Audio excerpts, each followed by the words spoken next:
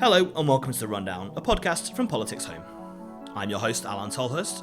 With me to discuss how early years and support of families is shaping up to be one of the hot political topics of 2023 is my colleague, Doherty. We're also joined by the former Cabinet Minister and Government Advisor on Early Years, Andrea Leadsom, and Matthew McPherson, co-chair of the Next Gen Tories, a new campaign group created to press the Conservative Party to focus on the policy priorities of the under-45s, namely housing, childcare and the cost of living. We'll start off with you, Andrea. Obviously, you've been an advisor to the government on early years strategy since 2020. Just talk us through the Family Hubs network that was launched last year and why it's kind of so important to the government's policy in this area. Well, I think that the Best Start for Life is actually quite life-changing in England, and the Family Hubs is just a part of that. So as things stand, we are rolling out Family Hubs across 75 upper tier local authority areas in England, plus a further 12 that the Department for Education were rolling out previously to that. So that's just over 1 in 2 local authority areas in England will have family hubs. But the point about them is that they will focus on outcomes for babies and children. And the area I'm most interested in, the thing that I'm chairing on behalf of the government, is the Best Start for Life. So the idea is that in family hubs, you will be invited there if you're expecting a baby. You'll be able to go there and get antenatal checks, to meet your health visitor, to have television programs helped by a health visitor regarding giving birth, sleeping, crying, weaning, your relationship with your partner. Your other half will be welcome there too. You can have a nice cup of coffee. You can get advice on stopping smoking, on more serious issues like prospective drug and alcohol problems or domestic violence problems. So the idea of the family hubs is they will be a one-stop shop for everybody who is expecting or has a young baby, with a real focus on giving every baby the best start for life. And the real beauty of them is they will also be available virtually. So in COVID lockdown, people desperately wanted to return to face-to-face services, but they also really valued the convenience of virtual contact with the health visitor if they had a quick question or whatever. And so actually combining those things is just going to make such a difference for so many families. And so do you think, in a sense, it's bringing together services that perhaps already exist, but perhaps lots of new parents don't really know about or don't have understand how they access them and that sort of stuff? And is it sort of saying that, look, here is something that we're offering to kind of all parents that's right there, and being able to show that you're kind of really taking early years really seriously, I suppose?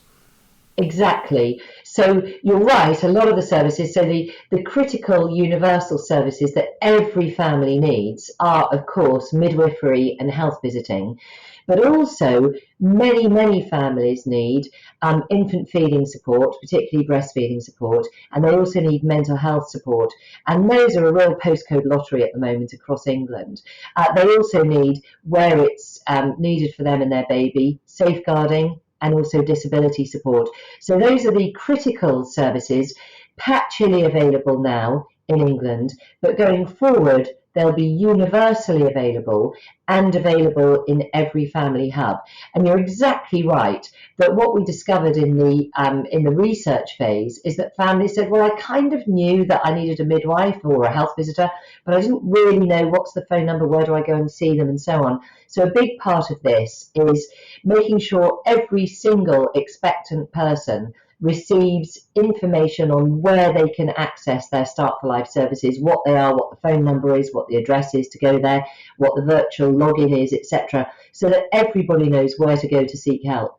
Well, we'll come back to a lot of this stuff kind of later, but Caitlin, I just wanted to chat with you about kind of how we got to this point, how it became kind of a big issue. It's obviously been bubbling on in the background. We've seen lots of protests. The campaign group Pregnant Then Screwed have been pushing for a lot of this kind of help on childcare and that sort of stuff. And we saw Rishi Sunak looking to perhaps ditch some of the potential childcare reforms that Liz Truss would have brought in had she stayed on as Prime Minister. So just kind of talk us through some of those differences or what we think might be happening around that.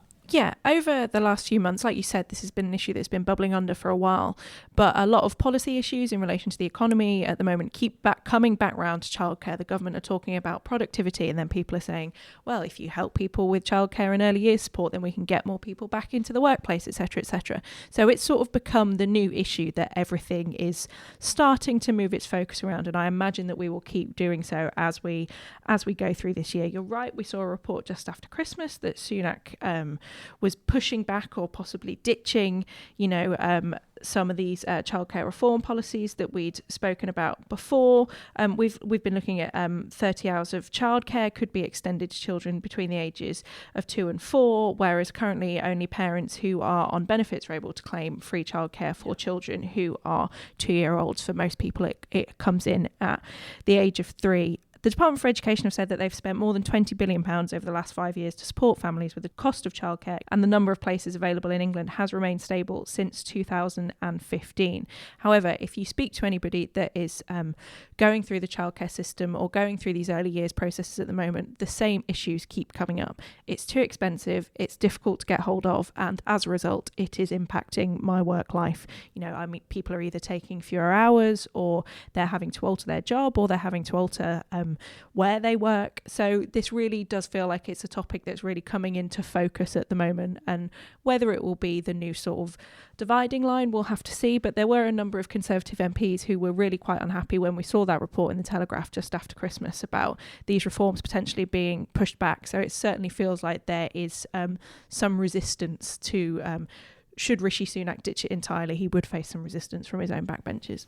Yeah, and Matthew, obviously, childcare is one of the big things that your group, which launched at the end of last year, is looking at. One of the issues that one of the policies that Liz Truss perhaps would have brought in would be to increase the ratios to allow more people to access nurseries with the same amounts of staff. Your group is looking at perhaps some more radical ideas around that, and we'll talk about the politics around that a bit later. But what are kind of the things that you would like to see come in to improve access to childcare in that sense? Yeah, and I think this is a really important issue, and what Liz Truss proposed was a step forward, but actually adjusting the childcare ratio, the ratios for staffing, it doesn't go far enough. If you actually look across Parliament, you've got people like Siobhan Bailey who are doing some really interesting thinking in this space. So actually, I think we should be, we have currently very prescriptive 30 and 15-hour childcare entitlements. I think we could be much more radical in that, look at a voucher system, allow parents to use childcare all year round. We can be flexible about how that's used. It shouldn't just be formal nursery-based care. We know grandparents, for example, play a big role in childcare, particularly in the school holidays. Could we look at train tickets, for example, to visit grandparents or relatives? Also, I think, at the moment, the system kicks in at the age of 2 for, there is no childcare provision below 2. I think the vast majority of parents need to return to work before the age of 2. So I think, I would rather Rishi Sunak took the time, took, the opportunity to think, about a long-term system of reform rather than just a sticking plaster, and actually come forward with proposals for the future. And Andrew, obviously your work has been focused on the kind of the earlier years stuff rather than necessarily childcare. Do you think that it does need to focus right from that sort of minute 1 and rather than perhaps looking at when things start at 2 and that sort of stuff, and it's that 0 to 2 phase, and the support that can be done not just in terms of childcare but the other support is really important to show, not just for health reasons but also that the government is there and is supporting people from the first moment that they are going to start a family. Yeah, the fact is that when you have your first child, it is absolutely a revolution in your life. Nothing is ever the same again. And I completely agree with what Matthew just said about we need to make the free childcare flexible for the needs of parents. It's crazy that you can't get any free entitlement unless you're in extreme deprivation until your child is 2. So for many young families where both partners, if there are 2 partners, are working, invariably they're both back at work within 6 months, and that's when childcare is at its most expensive. And you also feel that much more protective towards your baby. You don't want to put them into a kind of an institutional childcare setting. So I think we need to be looking, exactly as Matthew says, much more about informal childcare, childminders, where it's a family home setting, as well as really good quality childcare settings with flexibility for parents and carers to decide exactly when they want to use that free entitlement. It's kind of a wider political issue as well, isn't it? In terms of, people say that if you help out on this kind of stuff, you can close the gender pay gap. You can create more jobs. It does feel as though, Caitlin, that it's going to be a real political dividing line because Labour say they're going to rebuild a new kind of childcare system and ease the pressure on parents from the end of parental leave right to the end of primary school.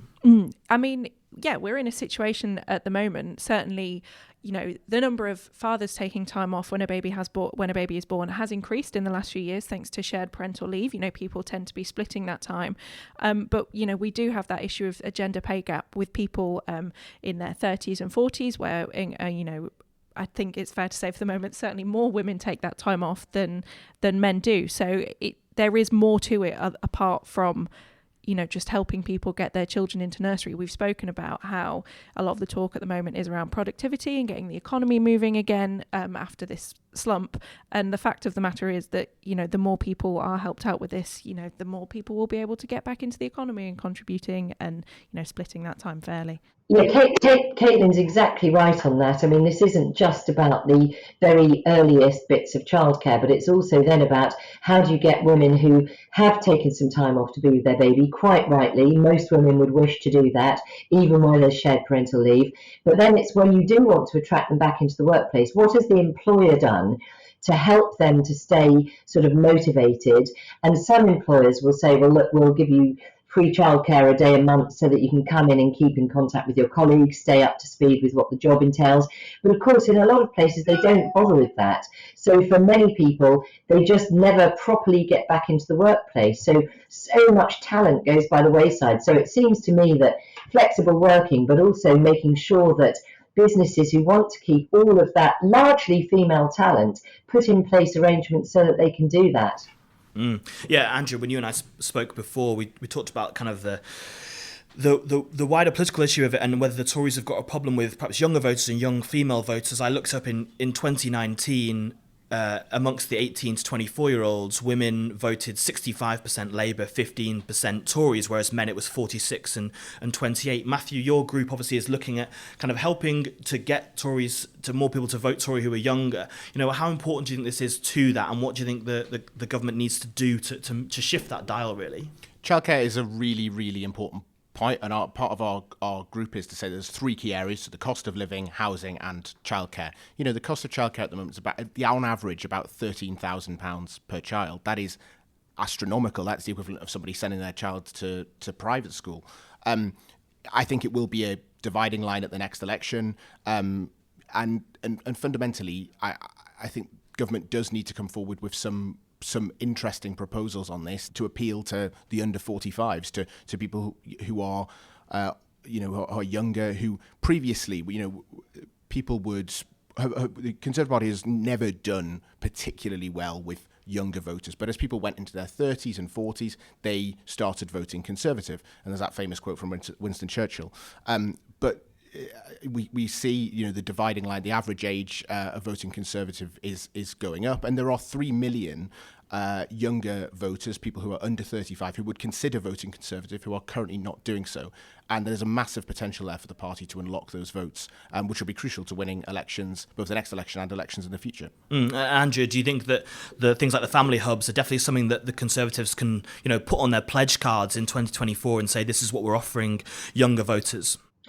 Well, 18 to 24 tend, not absolutely, but tend not to be the new parents. It tends to be in the sort of later 20s and early 30s. So 18 to 24 is much more about values.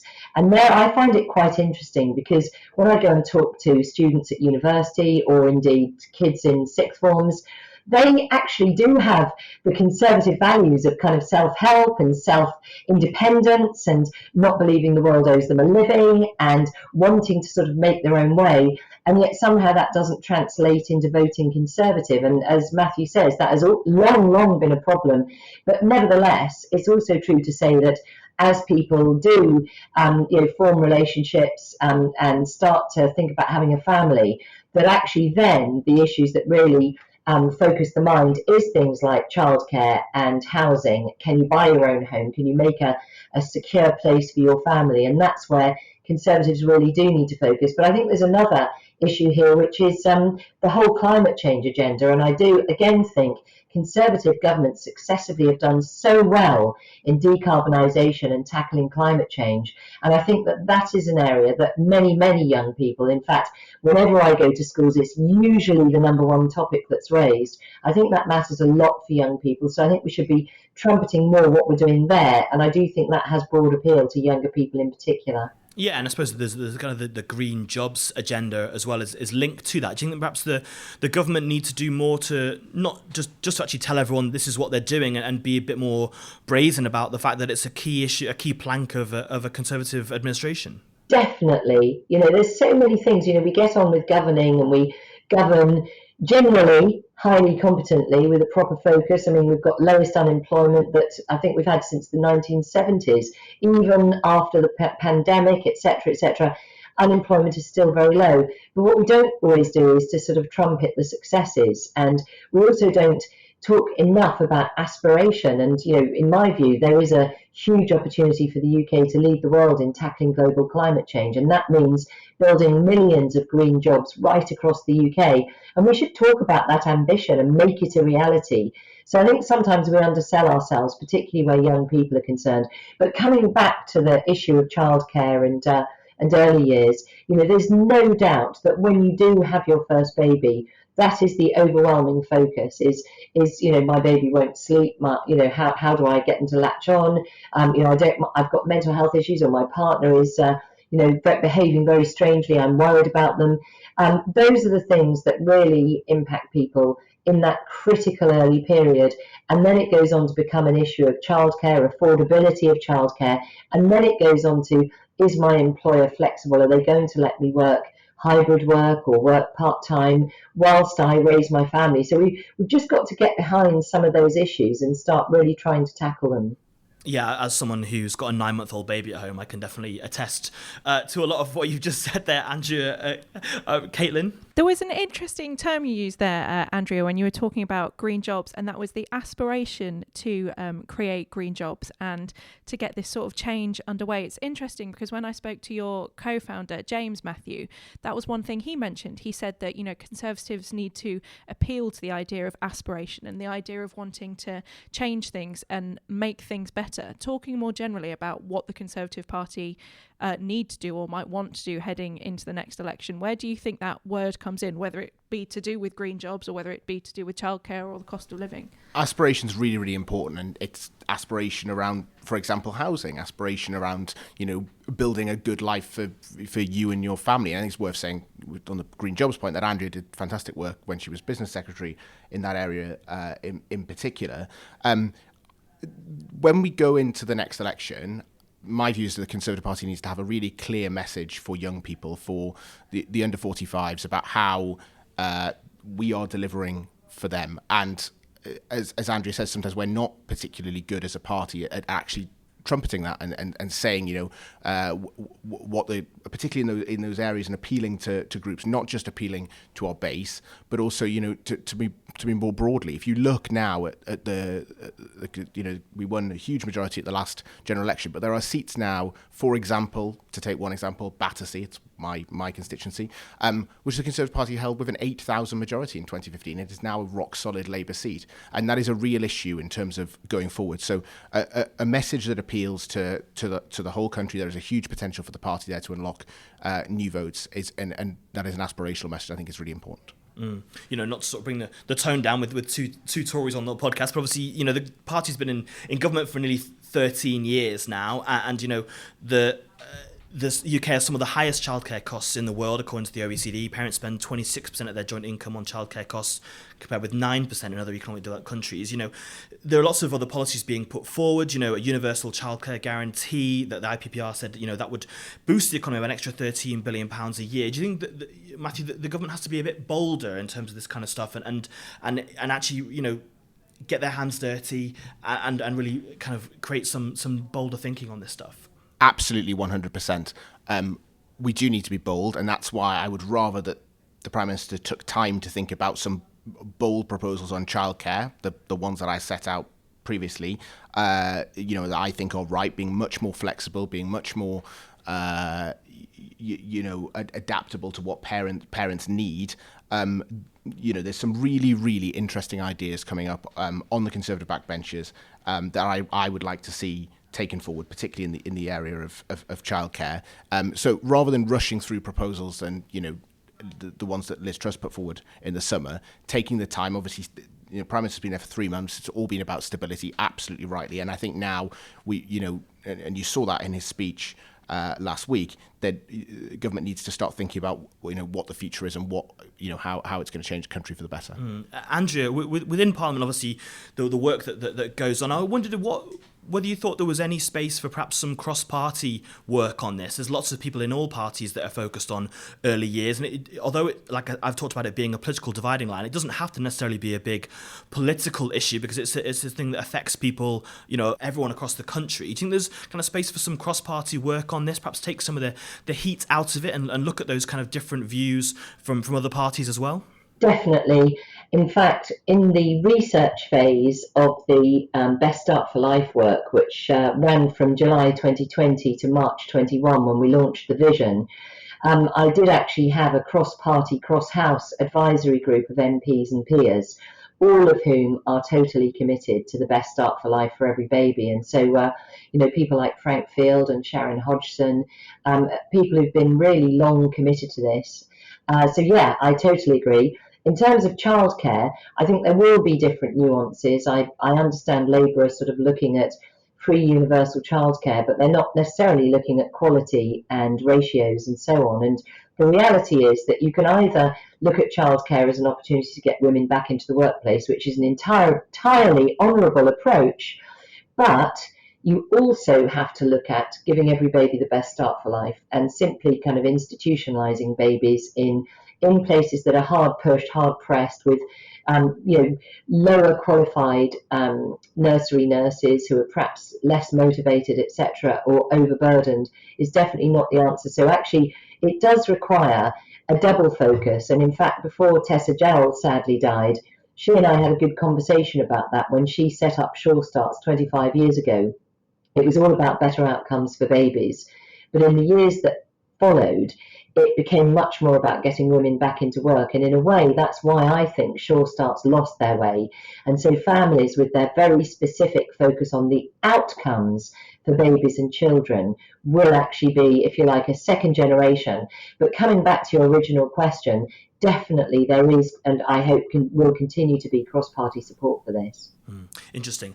We'll just quickly move on to some other stories from the moment. Actually, on a similar note, there's a story on the front cover of the Times today saying the Treasury is discussing giving people tax breaks to go back to work, trying to get some of the economically inactive people, perhaps saying that some over 50s will be exempt from paying income tax if they rejoin the workforce. What did you kind of make of that, Matthew? Do you think it was kind of, it feels a bit of kind of intergenerational warfare there, and there's people saying that perhaps that money should be put into childcare rather than in early years rather than be putting into helping over 50s back into work? Government's obviously doing a lot of thinking at the moment around how to get some of those 9 million economically inactive back to work. That obviously needs to be an approach, but I would like an approach for all groups. But I would like to see the focus primarily on those at the lower end rather than those who are say who've retired early. I think it would make sense to look at the lower end first. So I don't think that should be the priority at the moment.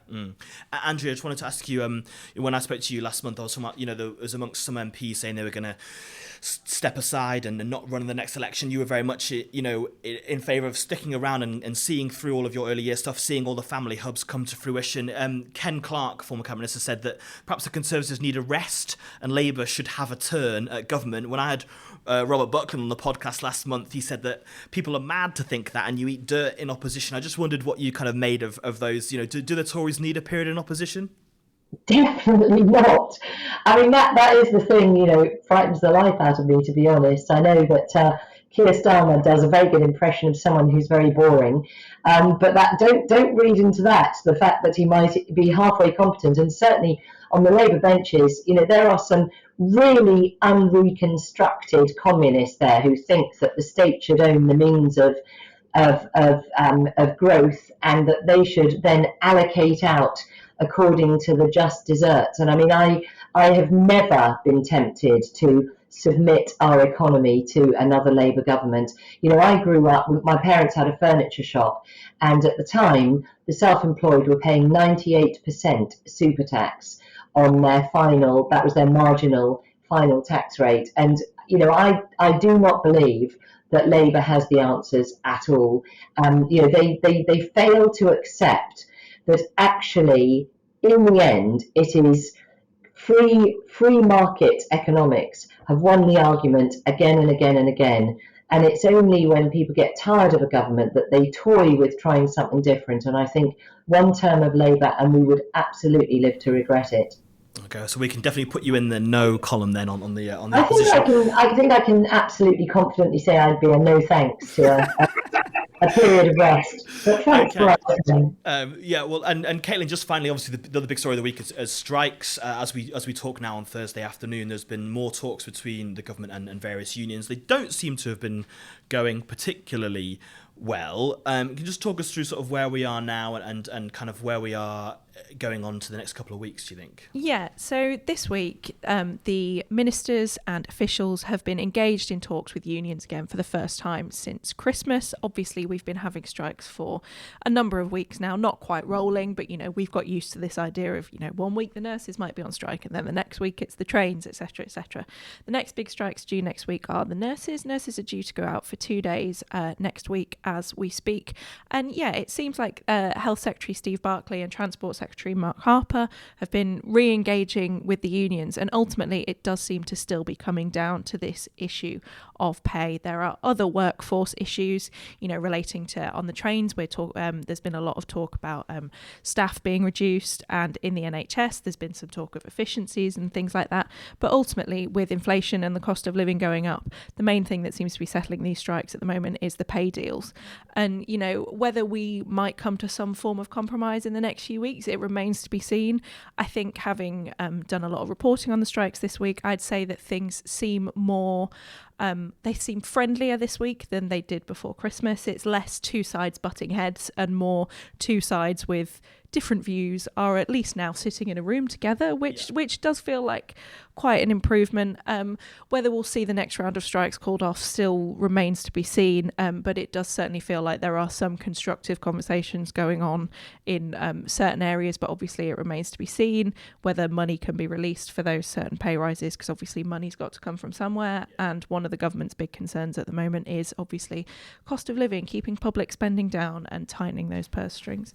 So just Andrew, before we finish, do you think that have you been more positive that we're going to see an end to these, or do you think that we're going to be talking about this next week and in the coming weeks to come without a deal being struck? I mean, the one thing I would be doing in the shoes of any Secretary of State trying to deal with a threatening strike scenario is to engage with them. I mean, in my view, my approach would be to get them in the room, not let them go until we've struck a deal. But having said that, I think there is clearly an agenda here. It's not for nothing that we get seeing these sort of rolling strikes, one thing after another. And it is, you know, I think it's extremely regrettable. I think the emergency work legislation is going to have to be the result, as many other countries have, because the rights of people to receive emergency care, if you've just had a heart attack, you need an ambulance, you need somebody to be available to help you. And it is not right that the rights of people to withdraw their labour should supersede the rights of people to receive public services. So I think it's a great regret that we're in this position. I would personally be going for some sort of potential additional payment for those who are in real hardship over this winter, and I don't count the majority of train drivers in that category compared to the sort of median salary across the country. But certainly for nurses, I think some sort of cost of living winter payment would make sense. But at the same time, as Caitlin says, we cannot simply give vast pay rises to people that then feed into inflation, because inflation is the real killer for any economy that makes us all poorer. I think I agree with Andrea broadly. I think the government's come to this position out of necessity, particularly on things like the ambulance strike. We haven't seen any coordination, which is different to how the nurses went on strike. We saw no coordination this week with the ambulance strikes in terms of minimum service level agreements. And I think, most people would want all category 1 and 2 calls. So category 2 calls are things like suspected strokes or chest pains. They would want to see their family members get a quick and speedy response from an ambulance to a call.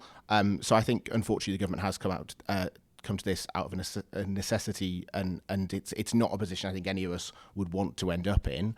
I think, going forward, this is hopefully something which won't have to be used on a regular basis, but these are similar laws to what they have in countries like Spain and France. But I do agree with Andrea that getting, unions round the table, having positive discussions, dialogue is better than silence. So that's going to be really important in terms of resolving this going forward.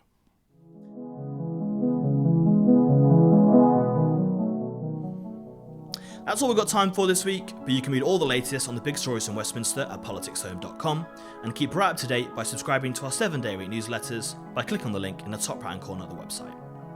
Thanks to my colleague Caitlin Doherty and our brilliant guests Andrea Leadsom and Matthew McPherson. Our editor today was Laura Silver. Thanks again to you all for listening. Please subscribe wherever you get your podcast and leave us a review. If you want to get in touch, then reach out to us on Twitter at PoliticsHome or email us via news@politicshome.com. But for now, this has been The Rundown, and I've been Alain Tolhurst.